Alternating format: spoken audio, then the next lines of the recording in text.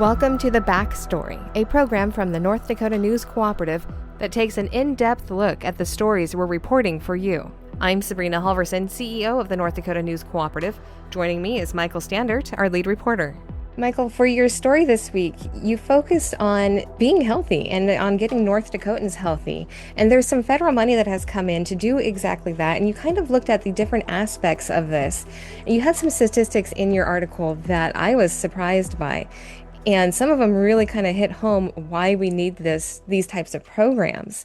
And one of them was talking about cardiovascular disease. It's the leading cause of death in North Dakota. And also about 30% of all North Dakotans have high blood pressure. And in addition to that, about 31% of our adult population in the state is obese. About 32.2% have prediabetes. So some of these health concerns, they are concerns for North Dakota. So the programs that you talked about in this article are geared toward getting North Dakotans healthy and keeping them that way.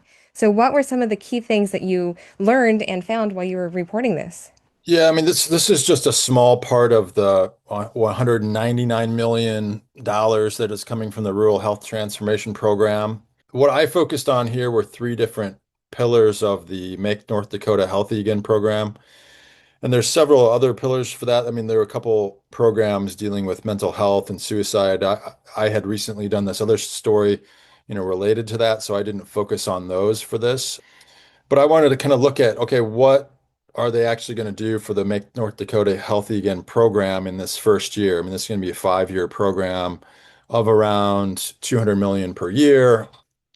So, in this, there's going to be 3.5 million spent towards, community walking programs. And this is all in rural areas. It has to be communities, smaller size communities. So community walking programs, a before school 0-hour PE program, and also the community gardens program. So they're trying to look at, how can we get people moving, get people eating healthier. I mean, one issue with a lot of rural areas is access to grocery stores, healthy food. So, one of the things with kind of scaling up community garden programs or even establishing new ones is to increase the availability of fresh whole produce for people to either grow themselves in a plot on that community garden or somehow to share. And then I guess the biggest portion of this was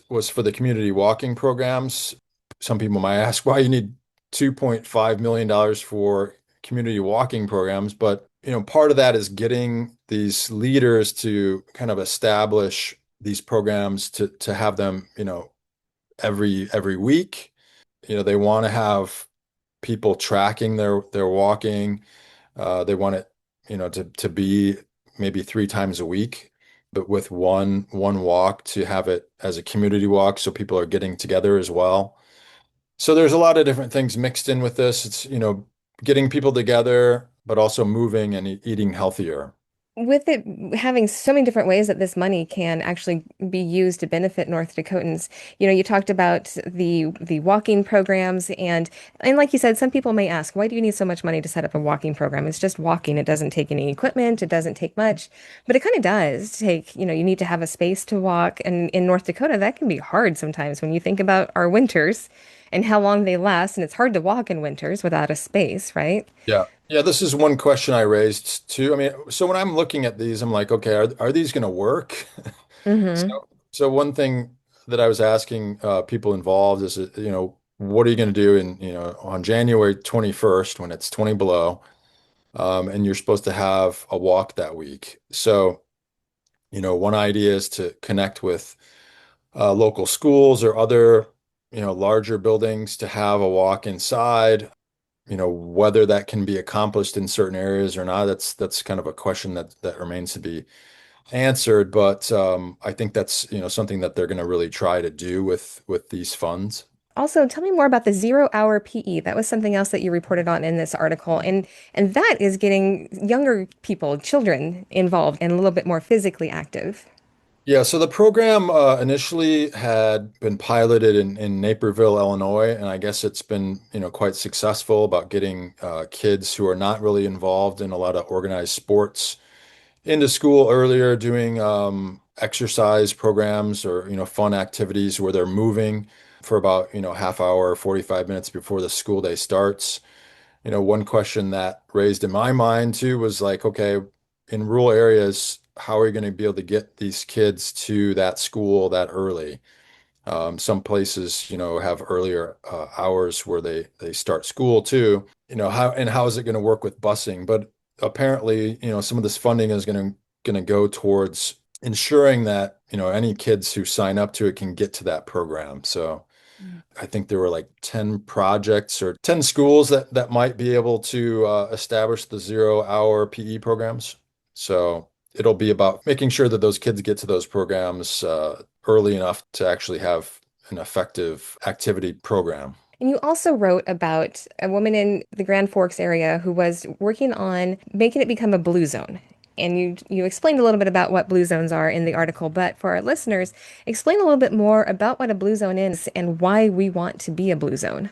Yeah, this was Nicole Benson. She's been hired by the Health and Human Services to be in charge of the Make North Dakota Healthy Again programs. And she had been involved in setting up a portion of Grand Forks as a certified blue zone last few years. I think it was certified last year. But blue zones are areas around the world where you have the highest number of people who live to about 100 or have long, healthy lifespans. These include, places, there's parts of Okinawa and Greece and Sardinia. People can go online and look for blue zones, and that you'll find a lot of information about what these are and why they've become such a focal point for the discussion about longevity. So she was involved in that in Grand Forks, and talking with her, she was discussing how there were a lot of programs already developed in the area. It's just about kind of amplifying them and making sure that people know about them. I mean, sometimes people have small groups that they start, and it could be something that's bigger and more community connected. But it was interesting, she also said that there's going to be a lot of innovation as we go along with these rural health transformation program grants over the next 5 years, and there could be different focuses every year or something new added each time. So that will be interesting to see as we go ahead. I really like the idea of living in a blue zone because those are such healthy areas. And you explained in the article some of the things that go into creating those healthy areas. And like we've been talking about, it's physical activity, it's what you're eating, and also community connectiveness. Yeah, there's been, I mean, I think it was a Harvard study like over the last 50 years, and one of the most important pieces of longevity they found out in that study is social connectedness. So, this is a big piece of these areas that are blue zones. The people are very connected with their communities. They're out farming together, walking together. They have in different areas like Okinawa. I can't remember the exact phrase for it, but they have these different groups that they get together with. And then also, and I didn't mention this in the article, in a lot of these places, there's like usually this sense of mission as being important in people's lives, even after they retire from the job that they've had or whatever profession, is kind of keeping a sense of mission as they age. So I think that's something that could potentially be important for developing these programs going forward as well. To me, that sounds like describing a lot of North Dakotans, really, because even in our smaller rural areas, North Dakotans are very much into their community. And I know how many people do I know who have retired, but who are continuing to serve in some type of capacity. And that's all apparently very good for your health. Yes, no, that's very true, and I've discussed this with you before about kind of looking into the areas of North Dakota where people are living the longest, and kind of looking at, okay, what are the blue zones of North Dakota? So that might be a future story. And I would love it for listeners to let us know if they think they live in a blue zone or what are some of the healthiest aspects of their personal communities as well. They can always send us an email to info@newscoopnd.org. And that's kind of part of what we do at the North Dakota News Cooperative, which is a little bit different from some other journalists where we're really community focused and we want our journalism to help our communities. And that's kind of part of our entire mission is for journalism to help your communities. And so doing a story like this and several of the others that you've done recently, especially the one that you did on male suicide, those again are very community focused and mission focused on helping our communities. So when you go out to do a story like this, what's your mindset as a journalist? For almost any story, it's like why is this important? Why does this matter to the readers of our stories? I mean, it depends on who you're writing for, but we're writing for, everyone across the state. So you're kind of asking yourself, why is it important? What should they know? So usually that's what I try to dig into in these pieces. I mean, you hear, rural health transformation program, make North Dakota healthy again. You hear about all these different things, but you often don't hear, okay, what does that actually mean? So this is kind of how I approach a lot of these stories is like, what does this mean? Why is it important? And then just try to relay that in the piece. As you were reporting on this story, did it bring any other questions to mind for you? I mean, you did talk about possibly doing something on blue zones around North Dakota, but did anything else kind of spring up? Looking at the programs, I'm a little bit skeptical they're going to actually work, but I'm hopeful that they will. And that's kind of part of So being a journalist too, is being a little bit skeptical about things. yeah, so I mean it is only 3.5 million out of the 200 million. So, whether that's going to be effective or not. And then the other big question is, okay, this is for rural areas which need it, of course, but what about the rest of the state too?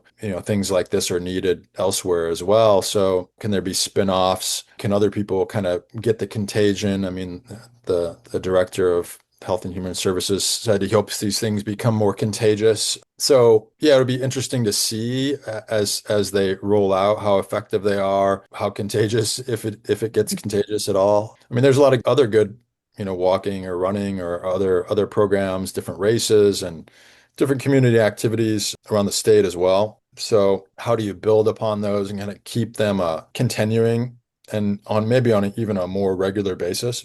I was pretty happy to see that gardening was included in the things that keep you healthy and add to your longevity. And we do have some community gardens around the state, especially mostly, I think, in some of the bigger town areas. But Yeah. those apparently are also very good for us.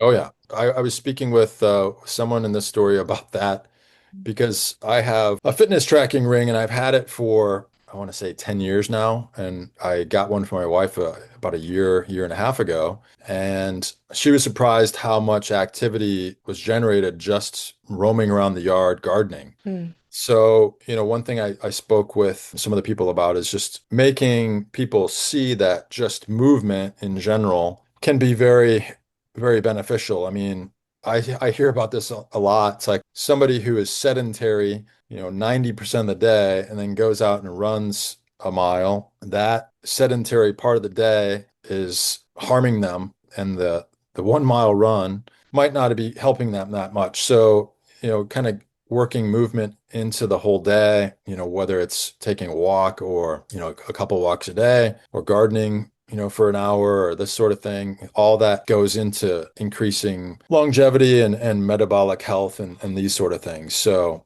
kind of normalizing just more activity in general, I think is kind of something that program like this could help. Yeah, just movement in any way you can get it. We're gonna have to start recording these podcasts while we're walking. Yes. Anything else that you think that our listeners need to know? Another thing that I think about when doing a story like this is what kind of innovative things can be sprouted from it. So I'm like talking to some of these people and it's like, what about this idea? What about that idea? So like many of these areas don't have gyms. Somebody coming with the idea of a mobile gym that they could go around to these different places and set up and have weights and different things. I don't know what the liability issues would be with that, but there's a lot of room for innovation and getting people moving. And so I think they're open to innovative ideas if people have them. They just need more people to apply for these programs and come up with the innovative ideas. And I guess one of the troubles with this first round is that it's come in so fast and they have to get these programs up and running or else the funding won't come in. Mm. So they're trying to really step up the pace of getting everything done.